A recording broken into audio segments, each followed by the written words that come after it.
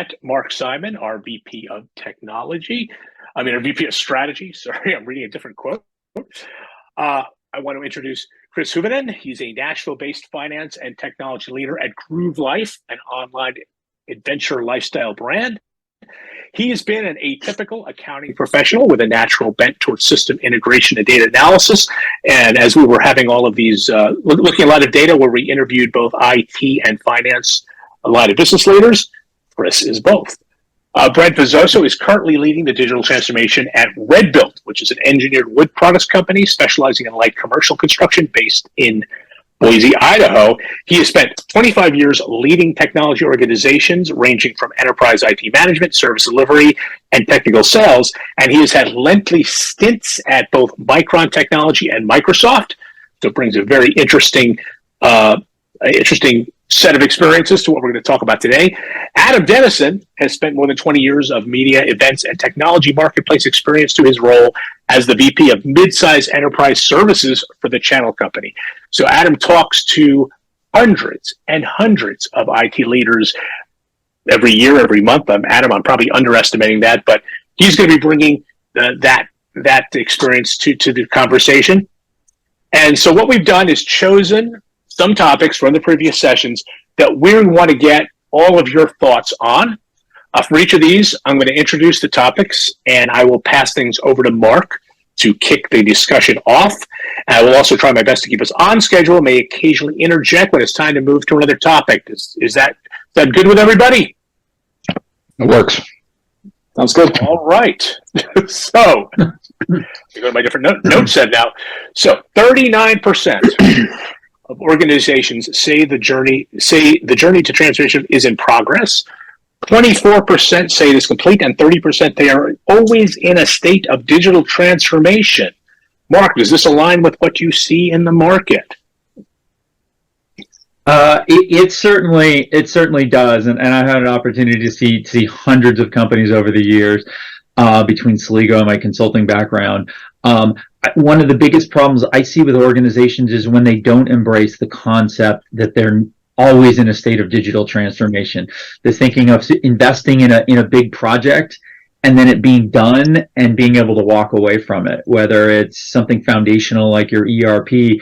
And companies, whether they're big or massive, if they were really aligned with that concept of continuous evolution, I saw this again and again, really like have very positive results because they were always doing small things to improve and digitally transform and get more value from their investments in people and in systems. But that's just what I've seen across the board.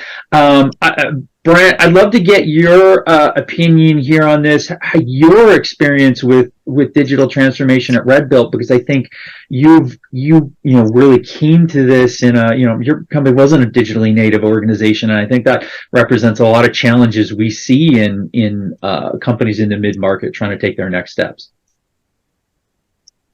Yeah, we're a 60-plus-year-old company. Obviously, kind of predated most of the processes that we still follow today. Predated most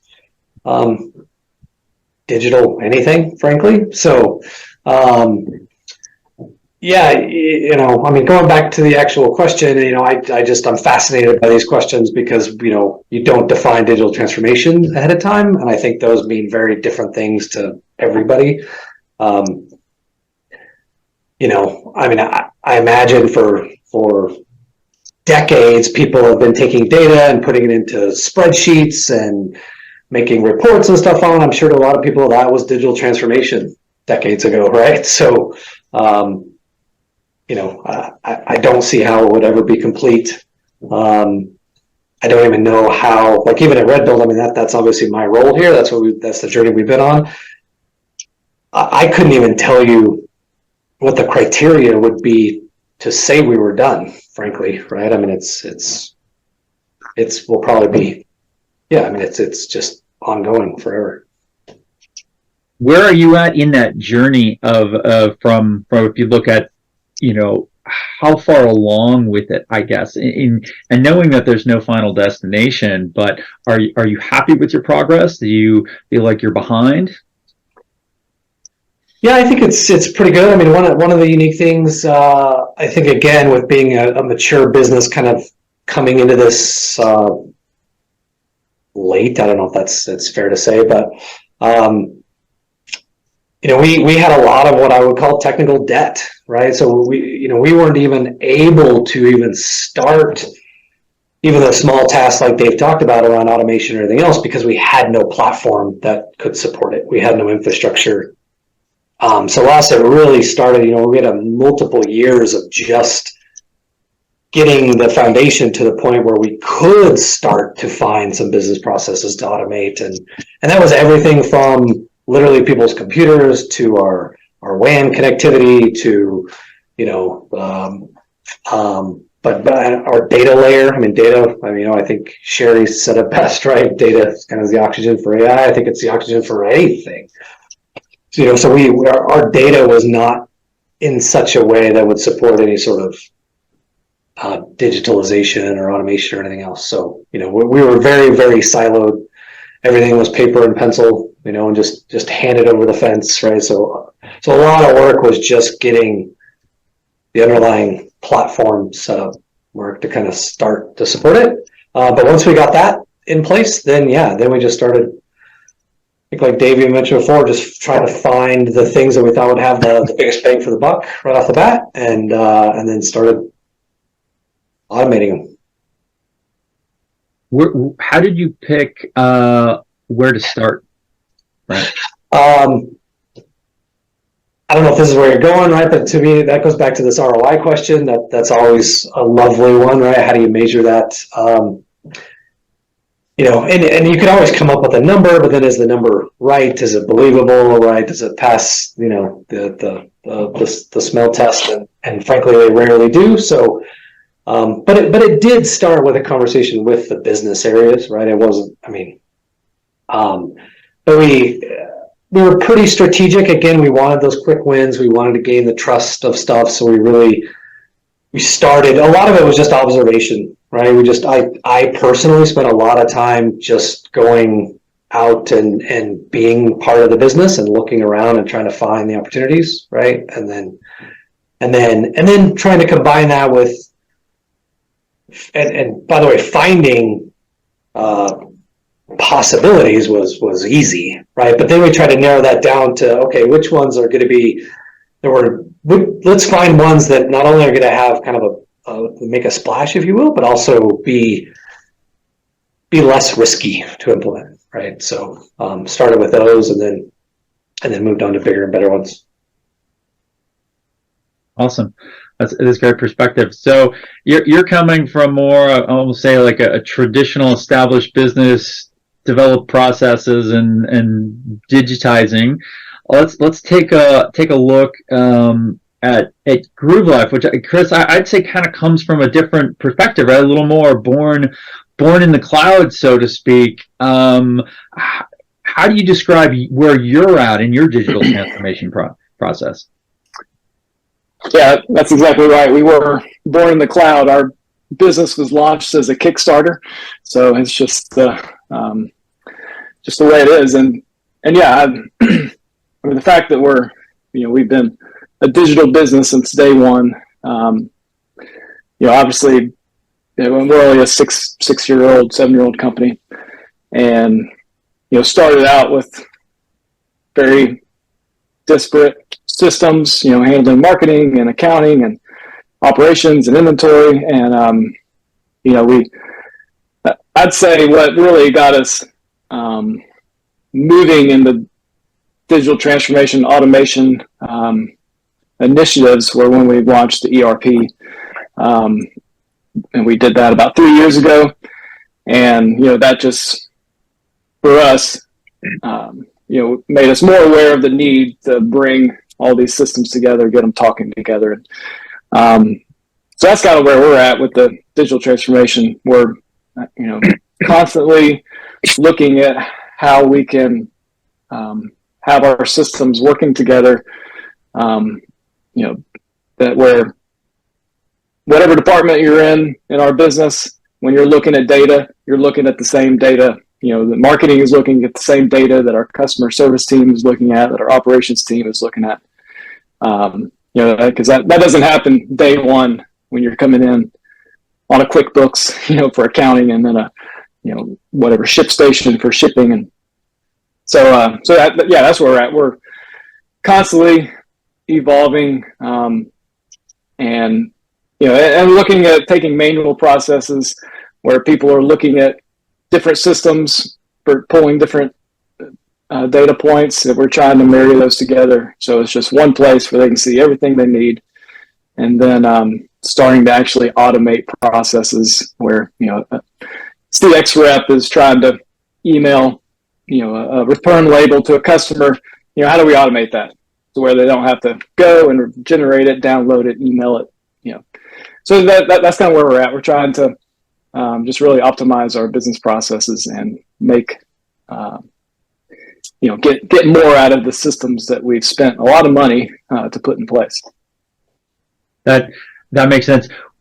With that automation that you're focusing on to tie those systems together, have you found that the company shifted to this? We talked about this automation first mindset. Do you feel like it's shifted, or there was resistance to move that, or was that the way everybody looked at it from the beginning? Yeah, I believe that everybody was kind of on board with this. We're a very young company as far as the human resources we have here. Probably the average age is mid to late 20s. So they grew up in this digital world, and you ask them to do something on paper, and they're like, "What?" So we were as a business, and also from the top. Peter, our CEO, just kind of looking back over the past few years, like optimization and stabilization was one of our initiatives for the year, and another, and just recently was like, we want to be more data.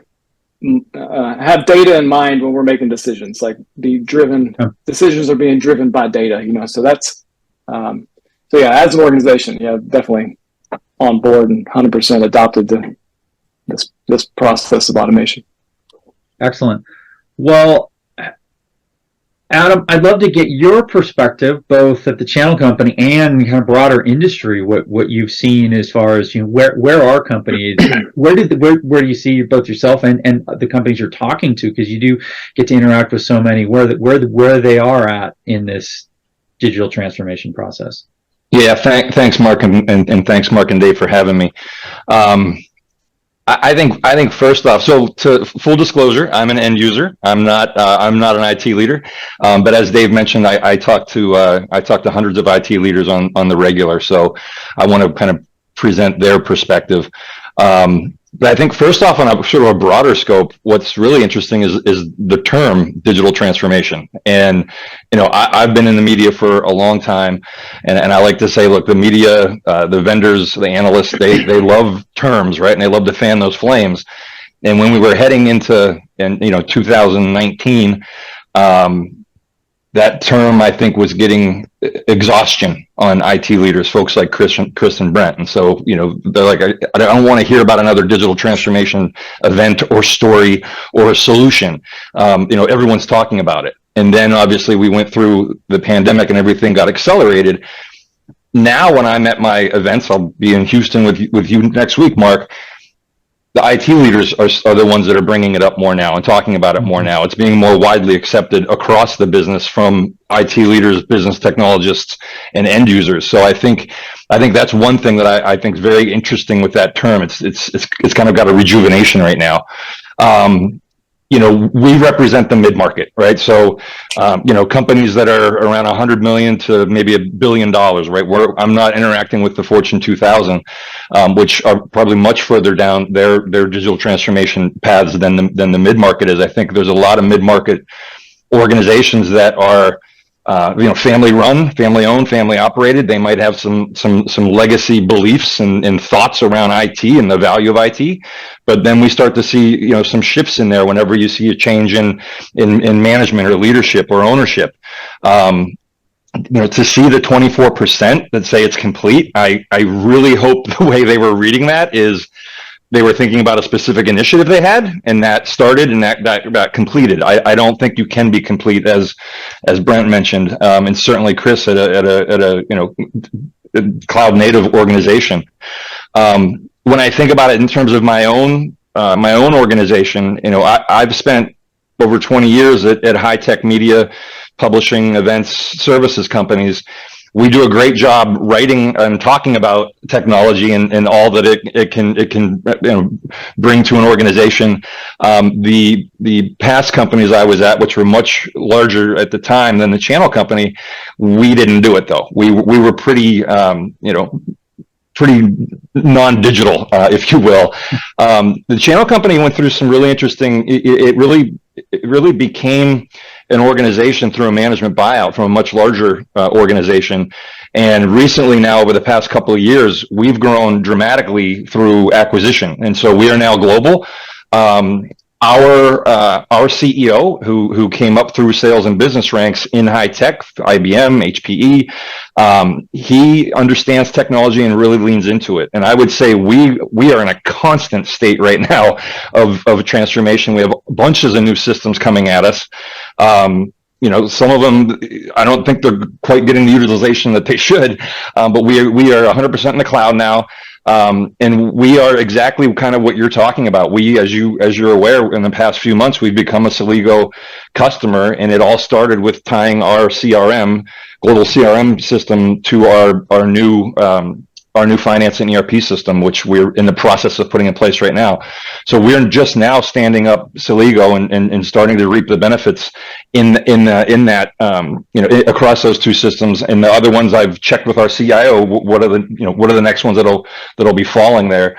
And it's interesting too, right? Our CIO is a traditional CIO. He came up through Microsoft. He's a technologist. He kind of owns and oversees the Celigo relationship, but it's the business technologists, ones that came up through marketing and come through finance, that need this data and need these systems to work and talk to each other. They're the ones that are really the users of it, and probably going to be most interacting with your customer success teams and making sure that everything's working well for us. Someone at my level, at an end user level, I'm probably not going to see anything at all. It's just all going to start working better, and I'll get my information faster and more accurately. But that's really, I think, what I'm kind of seeing out there. And again, I have the luxury of, next week I'll be with 150 IT leaders. They're all kind of on the forefront and leaning into technology, so that they're much further down this path, I think, than a lot of ones that are a lot more tied to legacy systems and legacy beliefs out there. Great perspective. Thank you, Adam. Dave, I think I've got another question teed up here. You do. Let's pull this one up. So this is something you were talking about before. 67% of midsize CIOs see business technologists providing capacity for digital initiatives. So, do you think, if 67% say yes, they're necessary, do we think that they're actually using them, and how are they using them? So I think this question, everybody here thinks about this, has different experiences around this themselves, and I've certainly seen, being within even a growing software company like Celigo, that's how just the fact being an integration company influences the adoption just intrinsically of leveraging business technologists, and how that's accelerated our automation within just Celigo. And I've seen that in other industries when I've been in e-commerce, etc. That approach, whether you natively leveraging business technologists, or you have to purposefully go out and say, okay, they're pulling. We should leverage these business technologists and do it explicitly. That engagement has, I've personally seen a massive impact on businesses, and I've seen some of our just acceleration when you get these broader teams building and automating. To that effect, I'd love to get Chris to come back to you, because when we start the conversation on business technologists, I really think of you as being because you're not coming from the IT side initially. I'd love to hear your perspective on this as what I think of as being really a true business technologist, and that provides a unique perspective. How do you see this leveraging of the tech savvy business user? Yeah. So I look back at my career the past 20 years, and I definitely see how I've acted as a business technologist, with a degree in accounting. So that's like my background, but I've always had a bent towards technology, and so in my roles, I'm doing my normal accounting processes and identifying gaps and opportunities where IT could come in and really automate some process or help us get the data quicker or what have you. And so that was something that I was pressing into. And so here at Groove Life, I was doing the same thing. And, when we launched our ERP, Celigo was a tool that we decided to give a chance to help integrate our systems with the ERP, and it's been a really great success. And leveraging Celigo has allowed me to push more onto the system side. And the leaders here at Groove Life said, "Hey, Chris is doing some really great initiatives here on the system side. Let's leverage that and allow him to identify more opportunities and grow more in this area to help the business operate more efficiently." And so, I have firsthand experience with this, that the leaders are leaning on these business technologists to really push their technology initiatives and help the business gain more value from their systems and help the end users do their job better, more efficiently. Fantastic. Over to you, Brent. At RedBuilt, are you leveraging the business technologists in your initiatives? Yeah, for sure. I also, I totally agree with this, right? Business technologists, if we're defining them as that, right, are absolutely key. I also feel like they have been part of the business, from the beginning. Again, as a mature, older business, from the IT department as a whole is barely 6 years old, right? But these individuals have been around long before that, right? They've always been, again, creating, solutions with Excel or Access or some legacy tools they used to use. So, to me, I think one of our big key strategies actually as a whole, that we embrace is, look, let's we're a very entrepreneurialistic company as a whole, each department is. So, but let's try to give them as many tools as we can to let them be more productive.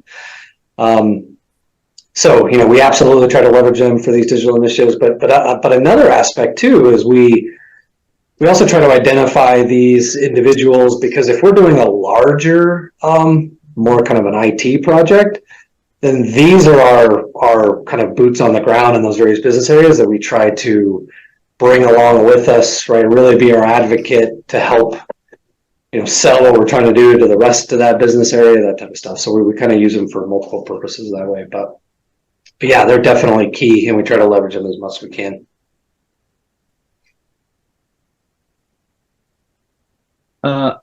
Excellent. And do you see, by leveraging them, that can you see the difference between your project outcomes where you've leveraged the business technologist more than ones that have been much more just internal to IT, for example?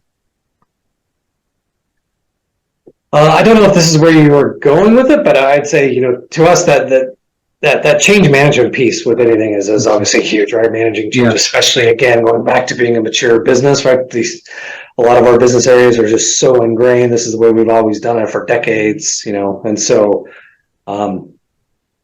finding allies in the business area that we can kind of convince ahead of time that, hey, that we can get them to see the big picture, right? And then help them, and then leverage them to kind of help facilitate that change is absolutely key, has been instrumental. Okay, that makes a lot of sense. So if I'm hearing this correctly, you're seeing that by leveraging business technologists, it becomes a we project. It's a project done together with the team. It's not just something that IT is lobbing over, saying like but you've got champions there to say, hey, this is the new way. Am I hearing you correctly there? Yeah, absolutely. Again, going back to a lot of the stuff we're still doing, even automation stuff, is really, it's not providing a ton of ROI to the people in the manufacturing areas, for example, right? But it's really, it's that first step of digital transformation. It's just the digitalization, right? Historically, all the manufacturing stuff is done on paper. It's all handled on paper. We're moving that into digital systems, knowing that, frankly, we're not giving a huge ROI to the production associate itself, but by now having the real-time data, we can now have much better visibility on what's going on, and reports, and lots of other things, right? And so, change management, that is hard, because now you're trying to convince, say, these production associates, maybe these manufacturing areas, to adopt a new system that really provides little to no value to them. And so, again, by having some allies, if you will, in the areas, right, that can really help with that. And again, that's just one of the things, again, this business technologist role is really how we're achieving a lot of that and identifying those. Excellent. That's fantastic. Adam, how is the channel company leveraging business technologists? I mean, you must have an interesting perspective as an end user. How are you seeing it? Yeah, I think, as I mentioned, I can think of a dozen to 20 very solid business technologists that we have at the channel company, and not only at a channel company, but mid-market organizations, they have to lean on these folks and go out and find them. And as Brent said, build these alliances, because they can't get the stuff done without them. They're resource constrained. They've got issues from a staffing standpoint, potentially some mismatched talents on their teams when you start talking about moving to the cloud. So they have to lean on the business technologists and other folks within the organization to help get things done, so they can take some of that work off of them, then help sell these initiatives across the board. And I think it's interesting too, what Brent mentioned is, there's certain pockets of the organization that might not reap specific benefits from digital initiatives that are happening, but overall the organization is getting things done faster or more accurately, and over the long term, it's going to make that organization stronger as they move into their competitors start to try to catch up and get ahead of them. So I just believe that what can an end user do here? They cannot not push back. You got to accept change. You have to understand that these things are gonna happen, and reach out to folks that understand the technologies better and how to make the best use of them. But if you've got a technologist at the top, and you've got key business technology leaders running their departments, I think that's the only way to get these types of initiatives done, with all that a mid-market IT leader has to deal with right now. Makes a lot of sense, definitely. Yeah. Hey, Mark, just one other thing to throw in. Like I keep coming back to this term business technologist, right? Because a lot of our business technologists, I guess, we would not really consider them technologists, right? They're really just business leaders in their area that find a way to solve problems. And a lot of times that way is using technology, but not even necessarily using technology, right? But it, I don't know. So I think a lot of these business technologists we're talking about aren't necessarily technologists, at least in our business. Yeah, I think you bring up a really interesting point, and we use that term. We saw Gartner started to use it and identify as it put a defined name on those users. And I often, and I know in our organization and talking to others, we often use the term like tech savvy business users. And some people will like press and be like, okay, well, what is that? Okay, what kind of skill set is that? And I always think of that as someone that's traditionally they don't have a technology background, one. So they're not coming from a computer science or even likely an MIS background. They're coming from some type of business background. And then, but I always think of them as being the more tech friendly person. And often by way of example, I'd say, well, it's someone that can build an Excel formula, that can, and I think you mentioned a really good thing there, Brent. The person that's like solving the problems, that's kind of pushing out. So they're a little more analytically oriented. They're a little more naturally problem solving. And they're often kind of working on the process intrinsically, whether they really have the authority to or not. They're often the ones that are coming up with those ideas. That's what I've seen. That's really what we've done with our platform, is really tried to focus it on being accessible to those users, because from all of experience I've seen across industry, the more you can empower but also guide those users, those problem solvers in business, if you do so successfully, a tremendous amount can happen. Yeah, totally agree. Right. I think a lot of times people think, oh, well, I need to hire somebody, right, that has this background or something. And it's like, no, I mean, you most likely already have them in your organization, right? You just maybe haven't identified them yet. Yeah, that's a really good point, that they're very likely already there. And it's more about just like fostering their capabilities and enabling them.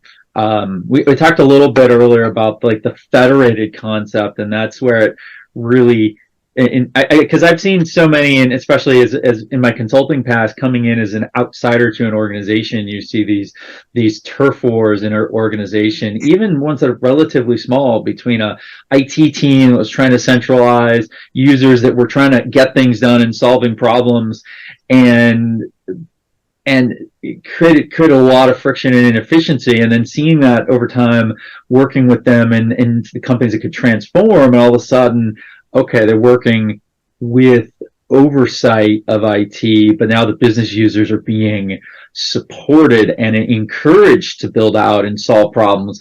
It's often like one of the biggest things that in hindsight, organizations come back and say was transformational for them. All of a sudden their automation capabilities, their ability to evolve their processes just explode in velocity. I have a question around the business technologists in that term. And, I wonder if these are some of the people that 10, 12, 15 years ago, when shadow IT was all you heard, they were the shadow IT-ists. And now that technology is really driving businesses, and you look at IT leaders, reporting into the CEO more than ever, at their average 10 years longer than it's ever been. The data that we have, our state of the mid-market data that we do with Gartner, I wonder if now they're becoming more accepted and they're seeing the light and working with them more now. And when I was at the CIO brand, around 2018, 19, 20, we started, coining the term shadow innovation as opposed to shadow IT. Maybe there's a business group that's doing something pretty cool, and maybe someone like Brent can help them out and tie that into other parts of the business. So I don't hear the term shadow IT much anymore, to be quite honest with you. I'm sure it's still out there, but I'm wondering if those are some of the folks, and now those relationships are better, and they're leaning on them more. I'm going to take that Adam's comment as a perfect segue to the next slide, where who is responsible for automation? And in our survey, there was always 63% saying this is a collaborative process. So how does that collaborative process? How do you view that at your organizations, and how do you see that being done?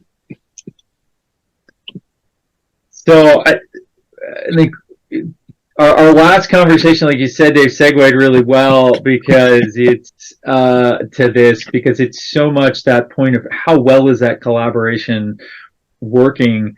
I want to go back with this question. I want to go back, maybe start with Brent, because this reminds me of something when we were talking last week that came to mind in some of the work you've done with your sales team at RedBuilt, and I'd love to hear, but get some of that, get your perspective on how collaborative, where does this responsibility lie within automation, and how would you rate that level of collaboration? Well, I mean, I guess from my perspective, if you want it to succeed, it needs to be extremely high, right? I mean,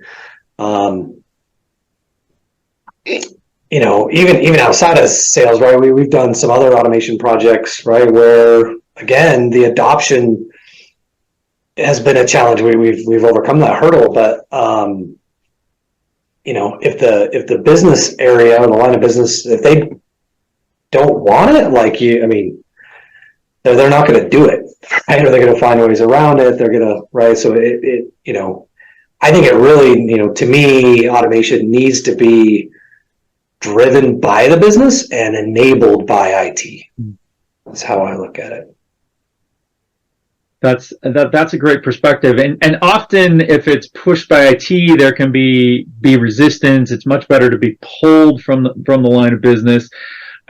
Do you mind sharing any more insights into that? I know you mentioned that experience working with a sales team that had been doing things a certain way for a very, very long time, and I think you struggled with what I see a lot of companies doing sometimes, where everybody's doing things differently. You step back and say, well, everyone's successful, everyone feels successful what they're doing, so there's this resistance but then you come through the other side. Yeah, I think our audience would love to hear about that type of real life experience. Yeah, so we sell direct, right? We don't sell through distribution, and so we have an embedded sales team across the country, and again, we've always been very manual, and so just the process of like generating a quote and getting that quote to a customer was just very, very manual. And for every different sales representative we had a different business process to actually generate that quote, right, and to do the takeoff and to come up with a material list and to get that out. So we obviously quickly, in fact, that was, I think, one of our first projects that we found that was like, hey, this is going to have the biggest bang for the buck, because we want the salespeople out selling, not doing paperwork, right, to generate a quote. So, we started wanting to tackle how do we automate that, or at least make it much, much more efficient than it already was. But again, how do you automate a process, and when the process is unique to every person, right, across the sales organization? So I think the biggest challenge that I was sharing with you earlier, Mark, is we had to try to consolidate to a single business process and force all of them into that process. And yeah, I mean, change is hard. So there was a ton of resistance. That being said, we had a lot of confidence that it'd be successful. The manual process in order to do that was very, very time consuming. Took hours of work typically on every time we want to generate a quote. And so, we ended up getting that down from hours to minutes. Right. And so we had a lot of confidence it would be successful, but there was still a lot of resistance. We had multiple people telling us that it wasn't going to work and it was good, but yeah, it was good, about a year after implementation, right? Then got the various sales reps coming back saying that they they can't even imagine going back to doing it manually. So it obviously ended up being successful. But that was the hardest part. The automating part was easy.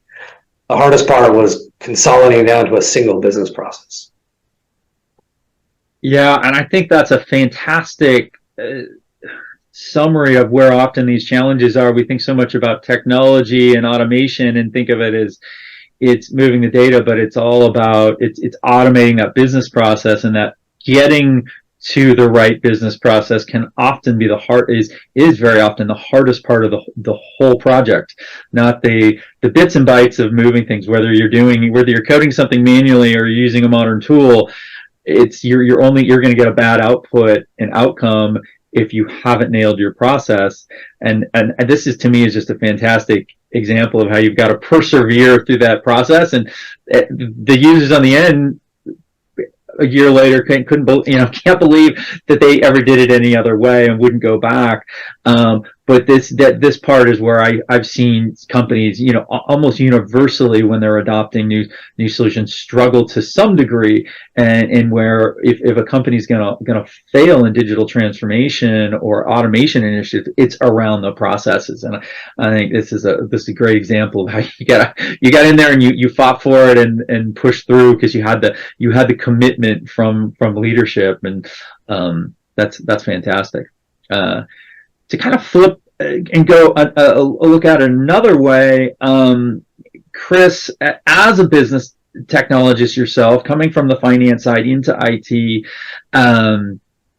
I'd love to hear your perspective, on this gap and the strength of collaboration between IT and business at Groove Life.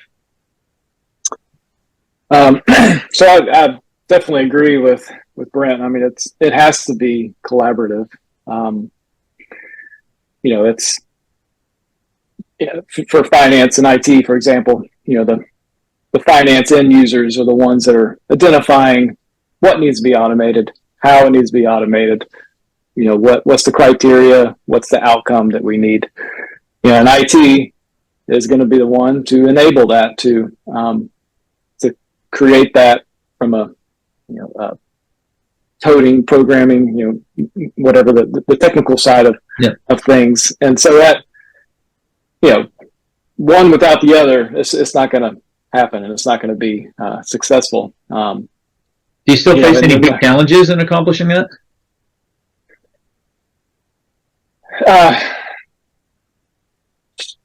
I mean, I think the challenge is, there's a language barrier challenge for sure. There's experience and knowledge barrier as well. And so, that's kind of where I found myself a lot as a business technologist. I was kind of mediating conversations between IT and accounting. They have two totally different ways of approaching a problem, and have that knowledge gap that and so I could see like a strict 100% accounting person and a strict 100% IT person trying to work out a solution, and there's a lot of friction there because it's hard for them to get on the same page and align, and so I think having that business technologist there that can speak both languages can really speed up and and create that collaboration that you're looking for. I think that key thing you said with that translator, that's really it. I think you hit on something, and that's what makes that concept of fusion teams, or this concept of bringing these groups. It all comes down to that translation and getting everybody now able to understand the same language, so to speak. Excellent. I think, Dave, this tees us up for our final question here. It does. So, we saw earlier that iPaaS adoption is up well over 100%, with nearly half of those surveyed having invested in iPaaS, the majority of the rest planning to adopt. We all know where you fit today. Where would you have fit in 2020? And what are some of the things that led to the adoption of an iPaaS? So let's start out with Adam, because you're at the channel company. Adoption of a modern iPass is very new to your organization. Yeah. Just gone through that process. So love to hear your perspective on this question. Yeah, we're early days, and I think I'll tell you what I think is interesting. And this is not a commercial. This is a reality. What I've seen with Celigo and my short relationship with you guys. We didn't meet until January. We met through a mutual Gartner contact, and when we look at our MES events again, which will have 150 IT leaders and 70 or so vendors there from across all different technologies, right? There's a ton of security players there, obviously, a lot of cloud players. They're constantly looking for what's next, what can help tie our systems together, what can help make our business move forward. And I spent a little bit of time looking at our registration list coming up for Houston in just a few days, and integration and modernizing ERP systems and those types of things were popping up, much more right now in terms of either the technologies themselves, in terms of where am I at in terms of high, medium, low interest, and also on big projects they have. You start seeing that term integration being popped around in there quite a bit. And I think you guys reaped the benefits of that. It was the first time you were there in April, and you had a lot of people coming up and asking, "Hey, what do you guys do? What are these problems you're solving? Because I'm dealing with these right now." So I think we're certainly, and I think the mid-market's ripe for this. I think there's a big misperception on where cloud and cloud adoption is within the mid-market. I think a lot of folks think it's a lot further along than it is. When we ask the question in our state of the mid-market, across your mid-size enterprise, what percent of your business is in the cloud right now, and it's approaching 50%. And then when we ask them, where do you want that to be in 3 years from now, and you see that number jump to 70 to 75%. I don't think they'll make that much of a leap, but that's where they want to be. And then there's obviously, like I said, there's some folks that say, hey, it's just not conducive to me right now to be in the cloud. I can still do things cheaper. My systems work right now. Don't change things the way they were. So they're going to be, the ones that are a little bit further back. But I think there's just an immense opportunity for iPaaS players in this size of an industry. And like I said, even on my own, I reached out to our CIO and the two business technologists that work with your system. It was like, this is the first one's up, and here's where we see this playing over the next few years. And so, that's my perspective, and I think it's probably very different from Chris and Brent. Big different organizations there in the size and scope and the maturity and age of those two businesses. Fantastic. That's a fantastic perspective, Adam. Well, looks like we're getting close to time here on our panelist session. I want to give a chance here, for a couple closing statements or any final comments, especially words of wisdom you may have for other leaders. Maybe start off with you, Brent. Oh wow! On the spot. I guess just because it's top of mind, we were just talking about it, right? I mean, when you're talking about, integration, to me, if you're automating anything and doing anything, integration is inevitable, right? We actually try super hard to limit our platforms, right? We are cloud first, and I do think that's step one. Don't go pick the best of breed in every solution, because now you're going to have 100 platforms, and the cost of integrating that's going to be incredible, even with an awesome iPaaS solution. But the reality is you'll never be a single platform, and you'll always have to be integrating something, right? So you're not going to get very far down your digital transformation journey without some form of integration. Great advice. Adam or Chris, any other final words of wisdom to the audience? I would just encourage those who have not pursued iPaaS to definitely take a look at it. I mean, it's if you can find a good platform that can enable your users to continue the process of digital transformation and automation, I mean, you're going to be in a good place. And it's definitely a whole lot cheaper looking at an iPaaS solution versus hiring out coders to do it. And yeah, I think you're definitely going to help your business grow and get more value from its systems if you take a look at these. And I would just say, I think this has been said before, but I truly believe it right now. This is a really exciting time to be in technology, in business technology. Again, the data we see in terms of, CIOs and IT leaders, average tenure expanding and reporting into the CEOs. I would say if you're at an organization that is in that 24%, and the reason that you're in that 24%, is because you don't believe in the organization doesn't believe in technology, and you don't have the cross collaboration and the business partners in your organization. Take a look elsewhere, because there's a lot of companies out there that do believe in it, and there's less friction with the IT leaders and the business leaders out there, and there's a lot of good stuff getting done. So I think it's a great opportunity. Fantastic. Brent, Chris, and Adam, thank you very much for your insights here, for sharing those with us. Really appreciate it. Thank you for having us. Thank you. Thanks, guys. Thank you.